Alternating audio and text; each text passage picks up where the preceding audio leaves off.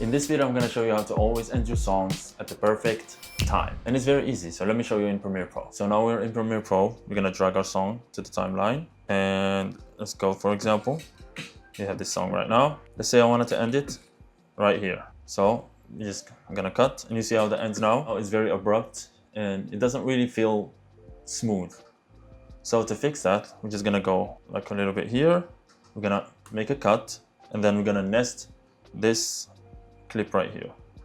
So we're gonna nest it. You can name it anything you want, of course. And then we're gonna go into that nest. We're gonna duplicate this song layer, and we're gonna mute the second part. So we're gonna mute this and extend it to right around like 5 seconds, 6 seconds, whatever you want. It doesn't really matter, but at least it needs to be like long enough so when you go back to the nest, you can extend it however you want. So now that's all we need from here. So let's go back to the original timeline. So now, as you can see, nothing happened.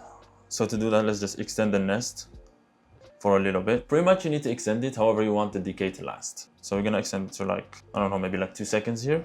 And now we're gonna apply Studio Reverb effect to this as you apply it. And then we're gonna go here to the effects and control panel.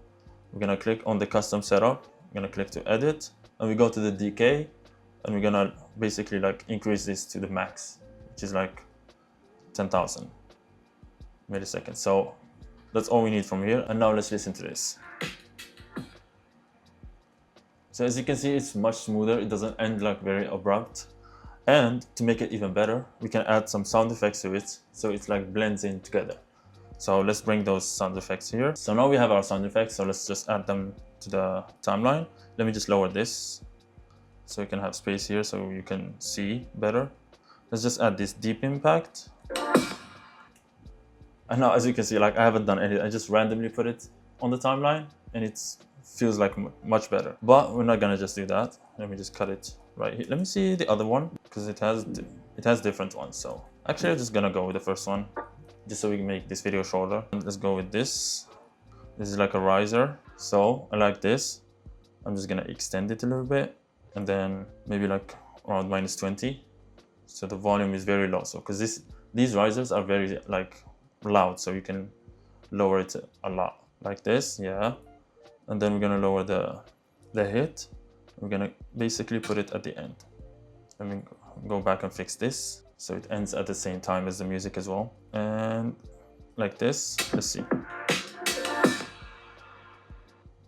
And there you have it. It's like much smoother right now when you blend in those sound effects together. So just play around with it. Just add some different sound effects. You don't really need to add the same sound effects that I added. You can add anything else you want. And I use this basically on every video. Like you can never go back to randomly just cutting the music at some random part. You need to do this so it feels a bit more smooth, and it feels like it's ending at the perfect timing. There you have it. A very simple yet crucial part of editing. If you want to level up your editing, you need to focus on these minor details, yet very effective. Because remember, the quality of the video is not by those flashy animations or text edits and all of that.